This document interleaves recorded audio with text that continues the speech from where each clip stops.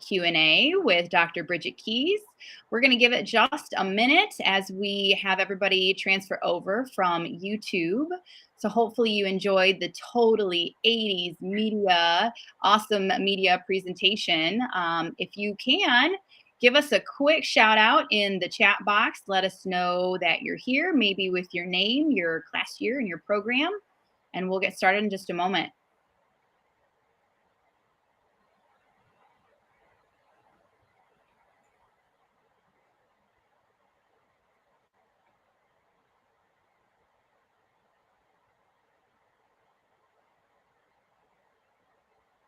All right. Looks like Kristen at the Alumni Association is here. If you're just joining us, we're going to give it just a minute to get started with our live Q&A with Dr. Bridget Kies. Hopefully you're coming over from the YouTube session of her totally awesome 80s media. Happy homecoming indeed, Golden Grizzlies. If you want to drop your name and your class year and your program in the chat, we'd love to hear from you, to see who's joining us tonight.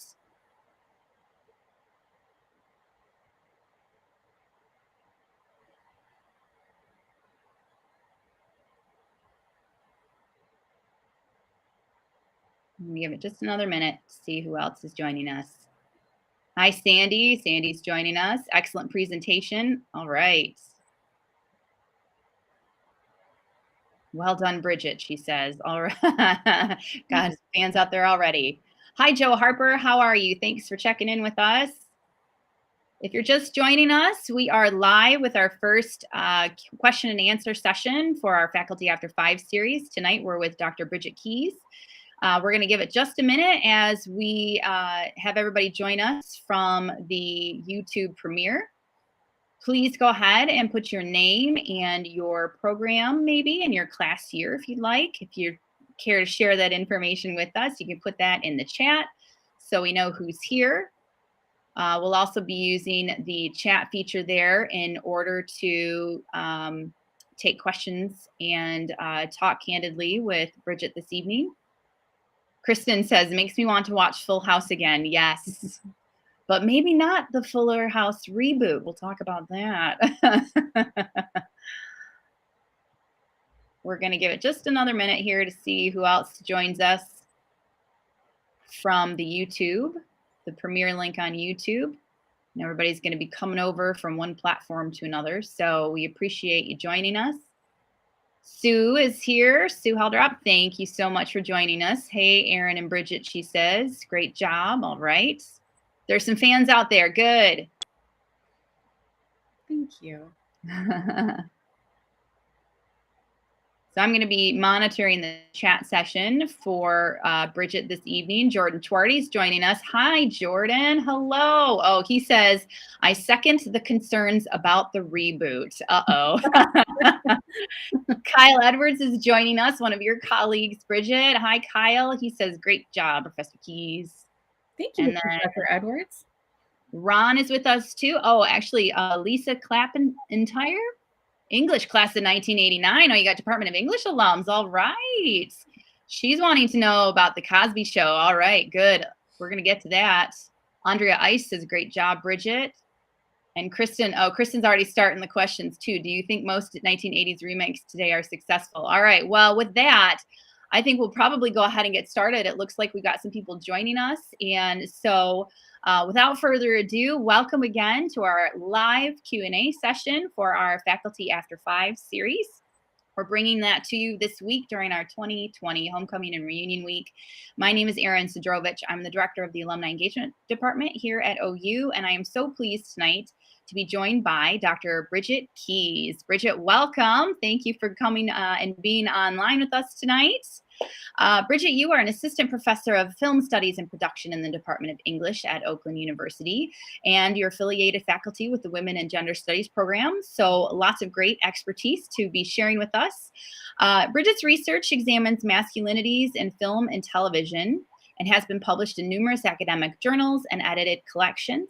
She has also co-edited special issues of the journal's Participations and Queer Studies in Media and Popular Culture. For several years, she served as the chair of the Queer Film and Television area of the National Film and History Conference. Bridget is currently completing a book about men and male audiences in 1980s American television. So, again, welcome, Bridget. Thank you so much for being here tonight. Thank you so much for having me. This was so fun to do. Well, we are excited. We're going to go ahead and actually jump right in with our first question. What made you decide to research 1980s media? I love this question. Actually, I was kind of drawn to these TV shows, especially the TV, and I didn't really understand why. And so I was talking to one of my PhD advisors. So this book project comes out of my PhD dissertation.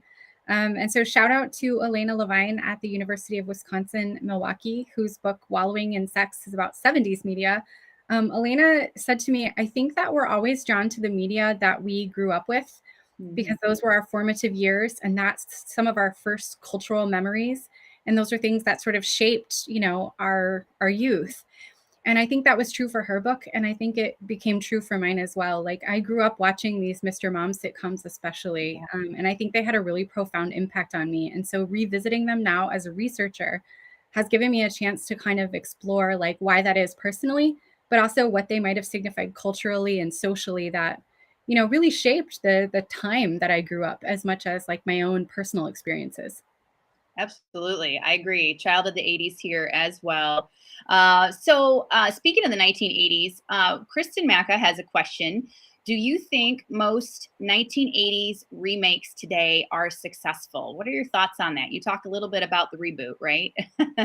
Yeah, I mean, it kind of depends on how we're defining success. So if we think about things like the Magnum PI and MacGyver remakes that are on TV, I mean, they've lasted a couple of seasons now. So in that sense, they are a rating success, and they're probably a success in terms of the advertising revenue that they're able to bring in. Otherwise, they would have been canceled. But I think, at least in terms of the first season, neither of them had the same kind of fan devotion and critical praise that the original series had. And so I think, are we talking about success like financially? Are we talking about like the amount of devotion fans have? Are we talking about like what critics think? So we might also think about something like the Ghostbusters remake in 2016 with an all-women cast, which for a lot of women and girls was really exciting, right? But it was also famously, notoriously like the most disliked YouTube trailer of all time.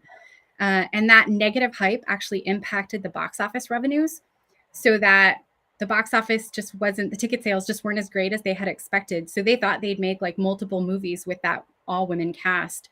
And in fact, they only made the one and they canceled it. And now we've got a new book Ghostbusters movie coming out, which actually goes back to the original cast. So in that sense, it was like maybe a financial failure, but we might also think of it as having some like really devoted fans, especially young girls who saw it as a really positive image for them.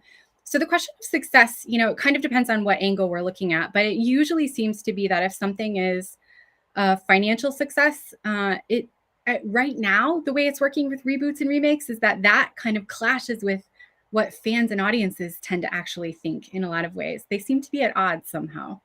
Right. I can see what you mean by that. Absolutely. Now, I've got a couple of other questions in here that we'll get to, but I did want to remind everybody to please go ahead and add your questions into the chat. So I'm going to moderate those. So if you have questions that you want to ask Bridget directly, that is what we are doing tonight. So again, thanks everybody for joining us. It looks like Elisa Clappentire, English, class of 1989. She says she loved the presentation, but she asked if you could put the Cosby Show into context. Thoughts on that? Yeah, this was the big challenge when I was writing. I started this project in 2015, so it's sort of right when everything reached that bubbling point. And I think that one of the things that I wanted to talk about was the way that most of the Mr. Mom sitcoms, and certainly all of them we saw in the video lecture, were predominantly white, right? It's entirely white families. And the one like sort of shining example against that was the Cosby Show at the time. And I don't think that there's a way now that we can watch, even though it's still on the air, it's still in syndicated reruns. You can watch it every day now. But I don't think that there's a way that we can watch without understanding what we now know about Cosby himself as a monster, really, and how that absolutely clashes with the idea of like the benevolent Mr. Mom character who supports feminism and supports his wife and loves his children. I mean, those things are just absolutely at odds. And so I think there's been a real sort of cultural reckoning with how we have to keep in mind what a text meant at its time and not forget that significance. I mean, the show was amazingly important in its time, but I also don't think we can neglect what we know about the people behind it today. So, for instance, I've quit teaching it. I will talk about its significance in class, but I don't show episodes. And I think that that's kind of a tactic many media scholars are taking now, just until we can sort of get a better sense of how to deal with this new rewriting of the history of the Cosby Show, because you can't forget it. It was too important. Right. Do you find that given enough time, it is hard to teach, about a subject because over the course of, a decade or two or three, something inevitably happens there and it entirely colors the experience a different, or the teaching of that, particular media or that show or whatever a little differently. It's kind of like you've almost got the lens now of history, right? How do you do that? Yeah, I mean, this is one of the toughest questions with that I think media studies and film studies are dealing with today. And I think that film and media historians always have to deal with. I mean, the Me Too movement really kind of fundamentally shook up how we do film and media studies. And so, for instance, I will still show movies that were made by Miramax, Harvey Weinstein's company. But when I put them in, I always give my students the warning, like, remember, this film was made through the exploitation and abuse of women. So just keep that in mind as you're watching. It might not have anything to do with the explicit topic on screen, but I think that it's really important that people understand that sort of industry context when they watch. And sometimes students will ask me about that and we'll have like meaningful questions. But there are certain texts that it would be very hard to erase from our history. There are certain others that I think we can continue teaching decade or period specific stuff like the 80s by just dropping them, and it's fine, right? We can mention that they were important, but we can show other things. We can talk about other things. It kind of depends on the text, but certainly what we have to do, I think it would be irresponsible of us not to do, is to talk about what we know now in the present, right? And to keep that in mind. But this is heavy stuff, But this is the exact kind of thing that we're dealing with in university classes right now, is trying to make sense of how to do all this with our students. Absolutely, absolutely. It looks like Andrea Ice has a question here. She said in the 80s, my mother, who was then in her 60s, loved Magnum PI and Tom Selleck, who you talk about in your presentation. Were they aiming at her age group too, or was she just an anomaly, being, in her 60s and enjoying watching Magnum PI do his thing there? Yeah, that's a great question. I also love Magnum PI and love Tom Selleck, but I think the quality audience that gets talked about for this time is this new quality audience of middle and upper class working women who had entered sort of the corporate workspace and had their own disposable income, and that kind of skewed from like the classic range of like 18 to 54 is the how they demographically sort of organize things. So older women certainly would be an appreciated audience, though maybe not necessarily targeted directly through advertisements and things like that. But I think one of the fun things about the way that television advertisers and executives break up groups is that every time they find a demographic category, we find people who are watching that aren't supposed to be or don't quite fit their categories in the first place, right? So for instance, the action series is supposed to be a male genre, but suddenly we have all these women watching, right? And I'm sure that there are also plenty of like queer men watching too for the same reasons. Sure. Yeah, entertainment, it's entertainment. And you just don't know what you're going to get sometimes in terms of your audience. So yeah, and although they target to certain audiences, like they want everyone to watch, right? Because the more people who watch, the more money we can charge for TV ads. So it's not as if someone's outside a target audience. It doesn't mean they're an invaluable audience, right? Well, that's a good segue, actually, to the next question that we have posted up here by the Oakland University Alumni Association. What do you think about TV shows like The Golden Girls or Kate and Allie that were about women? So that target audience, right? What are your thoughts on that? So this particular project was about men and masculinity, but I do want to say how much I love these shows. And there were a lot of them, especially sitcoms about women and women living together and women making families together, almost the way the Mr. Moms did. So Kate and Allie, is about two divorced women who decide to raise their kids together. It's really an alternative family structure, and it's all about feminism and this new sort of social reckoning with feminism and then the new American family dynamic in the same way that the Mr. Mom shows was, right? But kind of in the opposite direction. And then I think, shows like The Golden Girls, which is like absolutely one of my favorite TV shows of all time, I think also show us the American family is changing. And although these women spend a lot of time dating, and I was just joking to my friend the other night, like they also spend a weird amount of time thinking that men are going to propose to them. Like almost every episode, they'll be like, I dated this guy 5 times. I think he's going to propose. And I think as a kid, I thought that was normal. But even though they're so fixated on men and dating, the home, the central hub is always these 4 women. So we had also in the 80s a lot of shows about women's bonds and women's connections and the way that women could forge families without men, which I think is a nice counterpoint to the later Mr. Mom shows that showed women kind of weren't necessary, right? Here we have them making actually families without men. So it works both ways. Yeah. We're getting some great comments. Julie Flowers, thank you so much. She said she's currently binging Girlfriends, and it's based on the perspectives of these late 20s, early 30s Black women and how they navigated female relationships. So yeah, that's kind of in line with what we were talking about. Sure. Annie Laurie Sullivan actually thought she loved your response to the Cosby Show, but she said it seems like Black sitcoms in the 80s and even Black film representation in the 80s created different stakes for Black men and Black fatherhood. Do you think that these Mr. Mom shows or the new masculinity in the 80s are also working to redefine not only gender, but what whiteness means? That's my take at that. That's a tough and challenging question. Annie, good job. But it's a great one. I mean, there were some fantastic Black cast sitcoms in the 1980s, and I loved all of them. 227 and Amen were like 2 of my favorite shows. And I think that as much as those shows were about Blackness, we can absolutely see the Mr. Mom shows as about whiteness redefined, right? So when we say the quality audience and the working women, I mean, we're really talking about whiteness and the privilege of having affluence in that way. Absolutely. But there are some interesting sort of racial or ethnic tensions within that. I mean, in the first couple of episodes of Who's the Boss, they really identify Tony, the housekeeper, as Italian and sort of make that, this really strong ethnic identity that stands in contrast to the WASPs of Connecticut. So there's some fun episodes where, they go back to Brooklyn and the WASPs don't fit in, or Tony's, passionate, loud Italianness kind of stands in the way of like how you're supposed to behave in Connecticut. So I think even within that whiteness paradigm, there tends to be some interesting things happening with how we categorize so not only social class, but also ethnicity in terms of a hierarchy. Yeah, absolutely.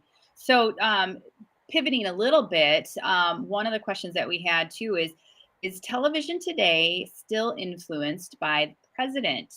You had talked about that a little bit, with President Reagan and President Carter. And now here we are in an era where we actually, again, are seeing a president who's had some previous experience with television, So what are your thoughts on that? Yeah, I mean, it's interesting that like we talk about Reagan as the actor president, right? The primetime president. And now we actually have a president who was on primetime. Most media scholars do talk about the influence of the Trump era on media, but less in that sense of like, Reagan as the paradigmatic cowboy hero and Carter as the paradigmatic new man. And there's not really sort of a paradigm that we talk about with Trump himself as a figure, but rather sort of the ethos of society at the time. So people talk a lot about the sort of polarization of society and how that plays out in TV and film, or the sort of counter movements to the Trump administration. So things like Black Lives Matter and the effect that it might have on movies and TV. So I think in many ways, the US president will always be a figurehead for the nation, and that will always pervade to popular culture. But I think with Trump, it's not quite so archetypal as a person in the way that it was necessarily with what I argue Reagan and Carter were. And again, like we've talked about, how you have decades of history then that you benefit from in order to look back through that lens. It'll be interesting in, 20, 30, 40 years to see what, this time said about where we are, right? So Yeah, um, yeah, to a certain extent, we won't fully know the impact, right, of the Trump era on TV and media for a couple of decades when we can do that kind of historical work. Absolutely. right. I want to remind everybody, please go ahead and enter your questions in the chat feature because we will be able to use those and cut right into those with our live Q&A with Dr. Bridget Kies and totally awesome 80s media. We do have one other question here from Kristen Macca. How do you see TV shows developing in the next generation? Oh, so a look forward, perhaps. What are your thoughts on that? Oh, that's a tough question. I mean, we live in this age that's really oversaturated with reboot culture, Mm, reboots, remakes, revivals. And I think that, if we think about what I said at the beginning, that everyone's sort of drawn to the TV of their time and the TV and movies that you grow up with mhm. kind of shape you culturally, right? What does that mean then that we have like a generation of kids growing up with like reboot culture? So Right. it's not unique text to their time, I think that will have a really interesting impact in 10 or 20 years because will we be rebooting reboots then? Reviving revivals. I mean, if we revive the X-Files in another 20 years, like the lead actors will just Right. What's that going to I look want like? to say something ageist. You know what? Gillian Yeah, of Anderson will be amazing in 20 years. So course. I take back what I'm saying. But Yeah. you get my point that I think that we live in this really interesting moment where we don't quite know what the next generation of media looks like because so much of it now is reviving the past already. And I think there's a limit to how much you can revive the past. Well, Kyle Edwards came in here with a question. What do you think of Netflix's resurrection of the 80s in shows like Stranger Things Mhm. and Glow? Thoughts on that? Glow is an amazing TV show, and it was just announced that they were going to be canceled due to COVID filming restrictions. So Mhm. they were slated to have their final season, in which a woman would now be the president of a TV network, which was going to be really exciting to watch. And we won't get that, unfortunately. So that's sad. But Mm, I think that part of that goes along with the nostalgia of reboot culture. So we do have, Stranger Things and Glow as like original texts, counter to what I was just saying. But these texts are also nostalgic, right? So they're about this time period that we can look back on. And we do actually see media sort of advancing a little bit. So 80s nostalgia was kind of a couple of years ago. Now we're sort of moving forward into 90s nostalgia in mhm. terms of fashion, in terms of reboots and, Oh no. historical settings for stuff. So I do think Yeah. we march forward a little bit, and maybe in 20 years we'll all be reviving our like grunge looks or something. God forbid. Yes. Sandy Author is asking, curious about your favorite 80s show or series, Bridget.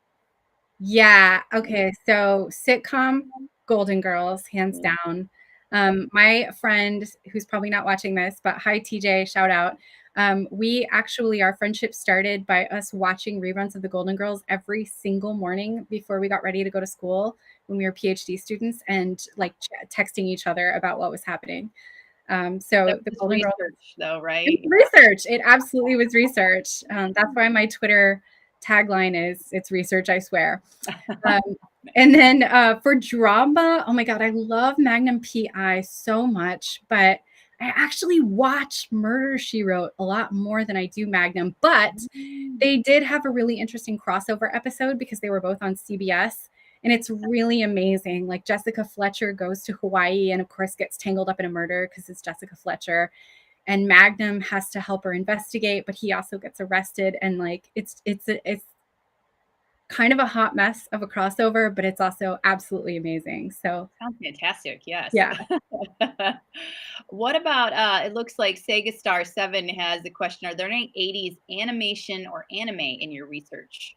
Have you been doing any work on that? Good question. Animation is huge right now. I actually don't, although I do touch upon a couple of animated series that come out of other live action series. So in my book project, I talk about the A Team as one of the action series I study.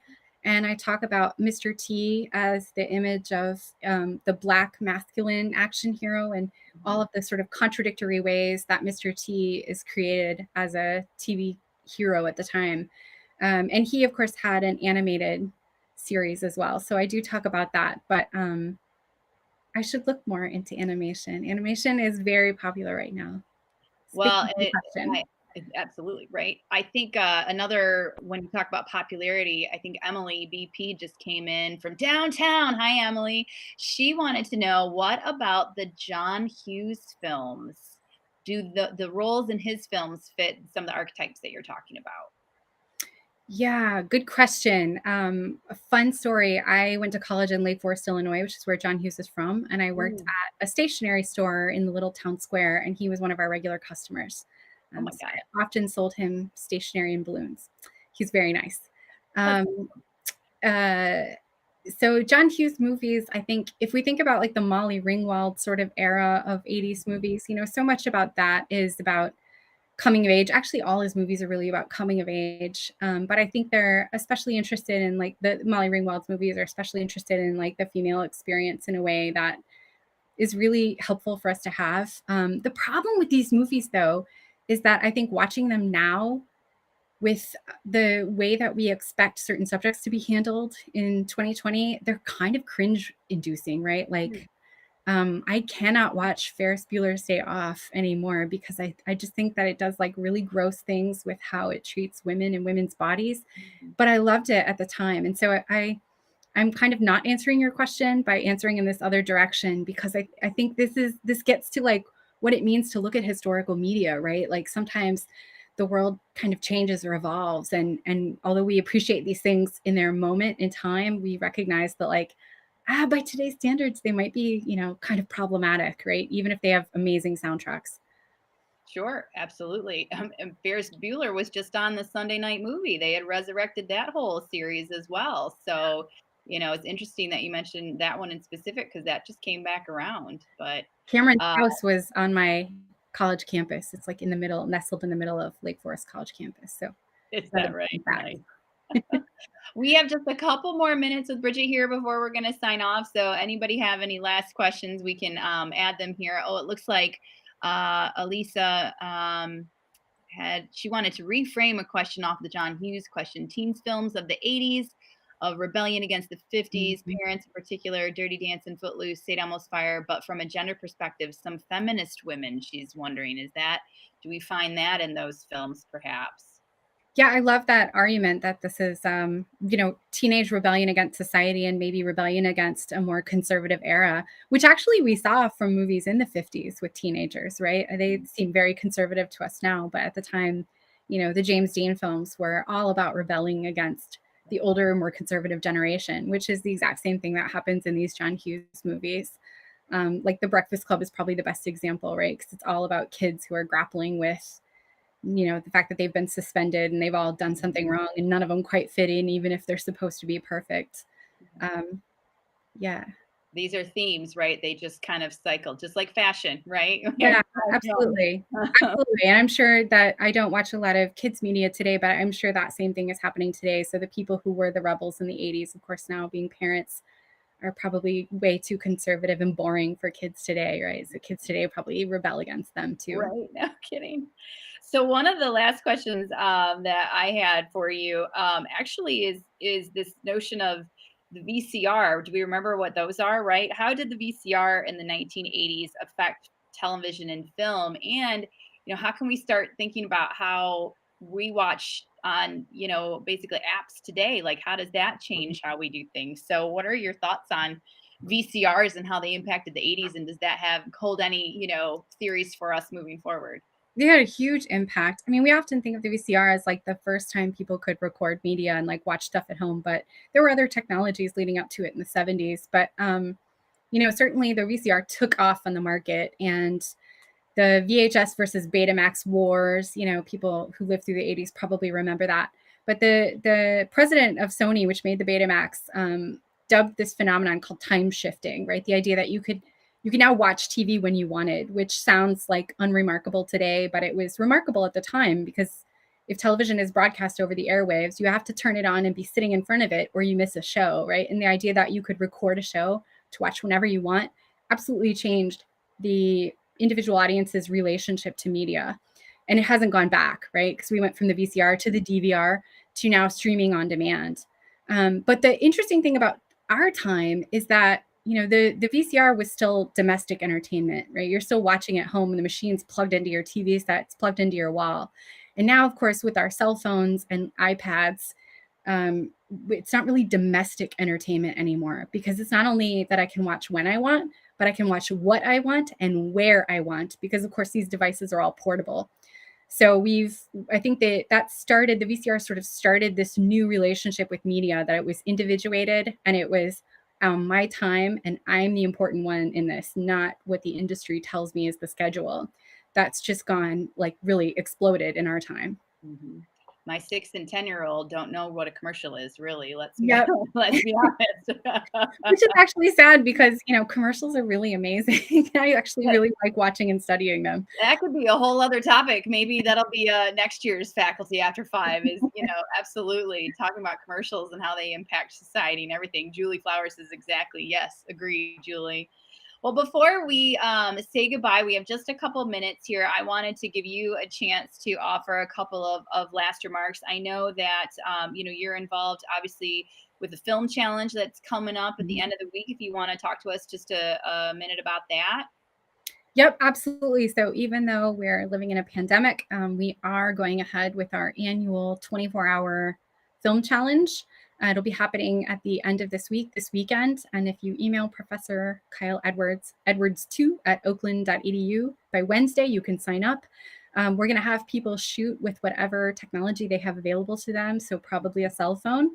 And you'll use home editing. And so it's going to be really cool, because I think within the constraints of this year, not having access to like our fancy equipment and our fancy lab, I think within those constraints, we're going to see some really interesting stuff, and it means more people can get involved. So I hope everyone will be a part of that. You make a movie in 24 hours, and then we'll all watch and judge them. It sounds like it's going to be really fun this year. It's always fun every year, but I agree with you. I think the DIY element of all of this year is just going to add a new, level to the creativity that we're going to see. So getting a lot of great job. Thank you. And a wonderful presentation from the audience that's joined us. So we definitely want to thank you all for logging on and joining Bridget and I for our session today. As she mentioned, we are having the film challenge happening later this week. You can find more information at oakland.edu/homecoming, which is also where you'll find all sorts of information about what's happening online and in person over the course of our 2020 Homecoming and Reunion Week.